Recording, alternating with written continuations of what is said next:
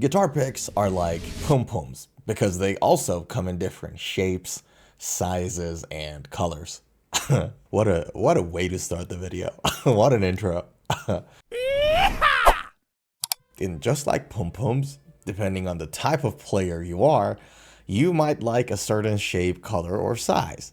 And so in this video, we're going to talk about the impact of the thickness of your guitar pick and how your guitar sounds like and how it feels in your hand. Now, just so that I'm not wasting my time and yours in this video, I'm not going to talk about the things that everybody knows and everybody talks about in every video, right? So for example, I'm not going to say, look, for you to do fast picking, it's ideal that your guitar pick is thicker than a certain amount so that it doesn't bend. Because if it does and you try to fast pick, it's like trying to write down something with a flexible pencil. Right? You can't write things down easily, but if it's hard, steady, you have control over it. I'm not going to talk about that. I'm not going to talk about, you want thinner, more flexible picks for strumming, thicker ones for metal, and yada yada. We're not going to go through that because everybody knows it's a waste of el tiempo. But because I'm a metal player, I bought a whole pack of picks of different thicknesses, and as you noticed, I haven't opened this package yet because I didn't want to try them out before this video. I want to give you my unbiased, unfiltered thoughts on each of these picks. Now, obviously, there are so many different factors that impact the final sound of your guitar. Pick is one of them, but whether you're standing or seated, type of the pickup, the player, your fingers, God forbid. So all of these are going to have impact on how the guitar is going to sound like. So I'm going to try to keep as many factors constant as possible when it comes to comparing these different picks. For example, for all of these picks, I'll be using my Firebird guitar with a US custom shop pickup in there. It's a great pickup. It's bright and it's a little creamy. I like it. And it's just one pickup, so we don't have that many variables, not much electronics going on here. It's a nice and simple guitar. So hopefully there's less things in between our pick and the output of the sound. Also, I'll be playing with each of those picks standing. So for those who don't know, whether you're standing or seated, your pick attack changes a little. We're going to try each pick one by one and see how they sound like. So I currently use Wampler Tumnus Deluxe distortion pedal to tighten my low end. That signal goes to line 6 Helix LT. I'm going to be using a clean signal and then the Billy Castedon distortion preset. Let's open the package and have a look at these picks first, see what we have here.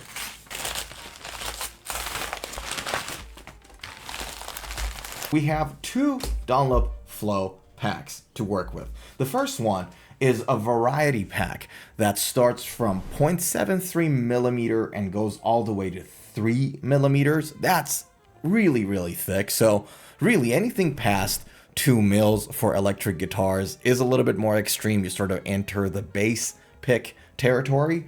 But also to sort of make things a little bit more extreme, I have a 4.2 mil package here as well. I got a thick pick and a thick... Let's sort these out, shall we?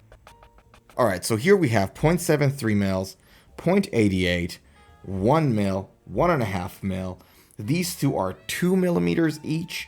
Then you have the 2.5, you have the 3, and then here you have the 4.2. Right off the bat, when I touch and feel and try to bend the 7.3 and the 0.88, they are really bendable, so we don't want them. We're going to leave them out of our analysis. The 1 mil pick also is still flexible. Don't like it, so we're going to leave that away as well, because like I said earlier, this channel is mostly about metal music, and the picks that we typically use are not bendable.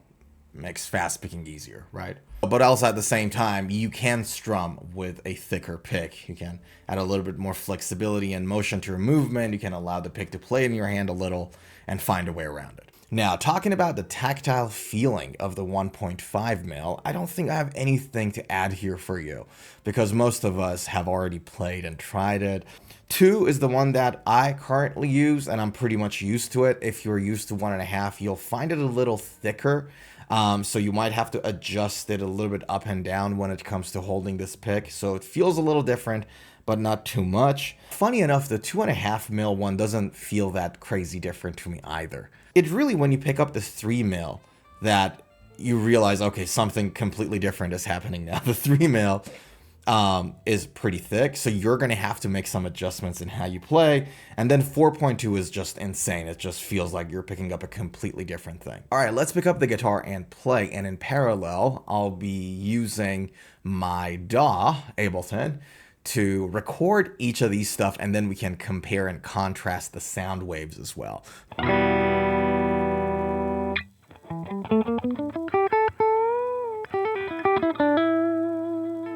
All right, the 2.5 mil.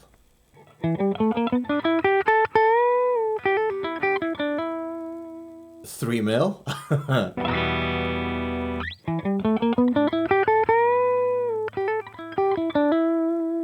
And lastly, the 4.2. My gosh.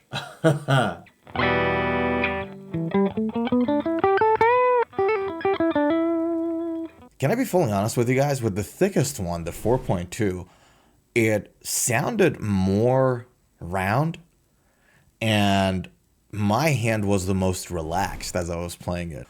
That was a funny observation. I thought that my hand would be the most relaxed with the thinner stuff, but clearly not.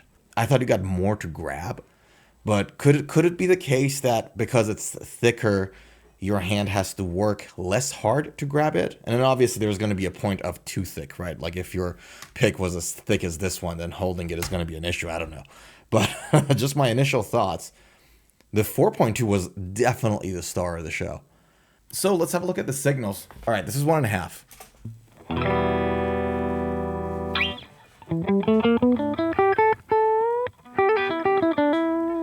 Okay, this is the 2.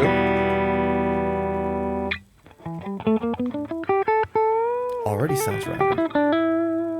The 2.5.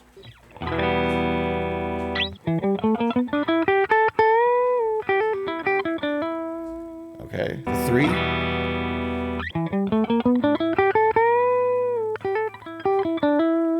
And then the 4.2.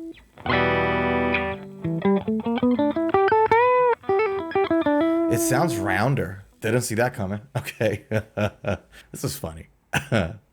All right, so this is the EQ. That's the 1.5 mil.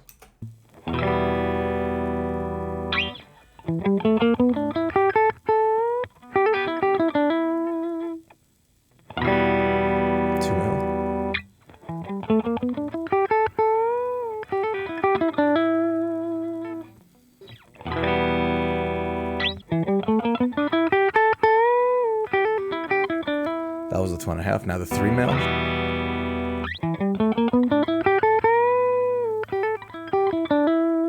And then 4.2.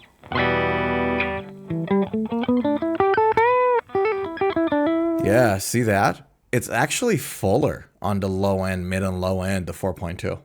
Let's take a screenshot of the second note of the blues scale that I played. Let's play a simple riff on each of these picks, see how they sound like. We're gonna go with Metallica's Sad But True, 1.5 mils. Let's get started.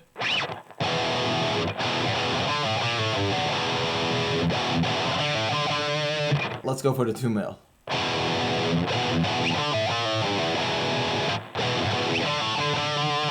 Let's go for a 2.5.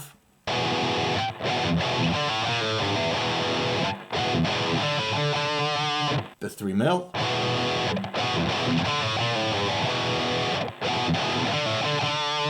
And lastly, the 4.2.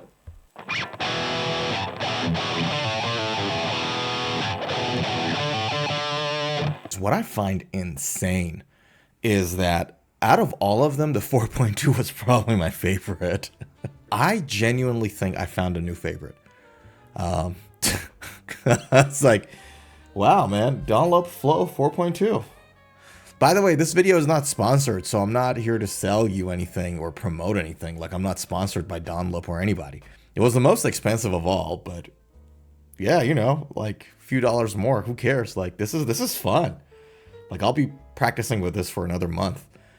See how my hand gets used to it and how it molds into my playing. Just to put it all together, with the thinner 1.5 mil pick, I think it is still a little flexible. Like, it's not as rigid as the 4.2 or other ones, for example.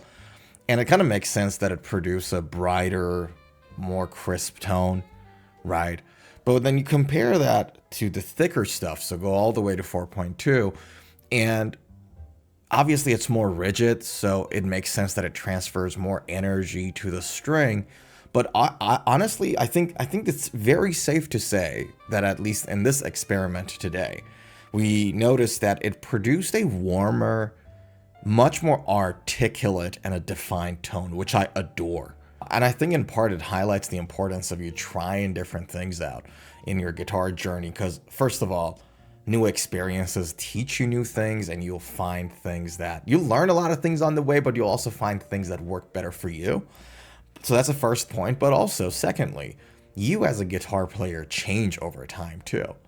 So it makes sense that at some point, old tools don't work as well for you. And sometimes they do. Sometimes you become better at them because you use them for like more amount of time. So you become more efficient at using them.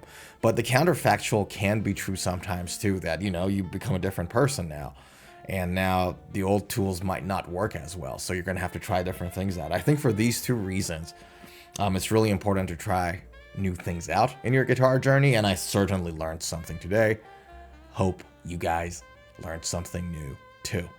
So yeah, with that said, thanks so much for hanging out. Don't forget to subscribe to the channel. Please like this video, and know that every weekend we have a live stream on this YouTube channel where we just go live and review guitars and talk about guitar news, discuss tone, and discuss guitar playing techniques, everything, every weekend. And you can come in and join us for free and chat and have a good time. It's a nice hangout.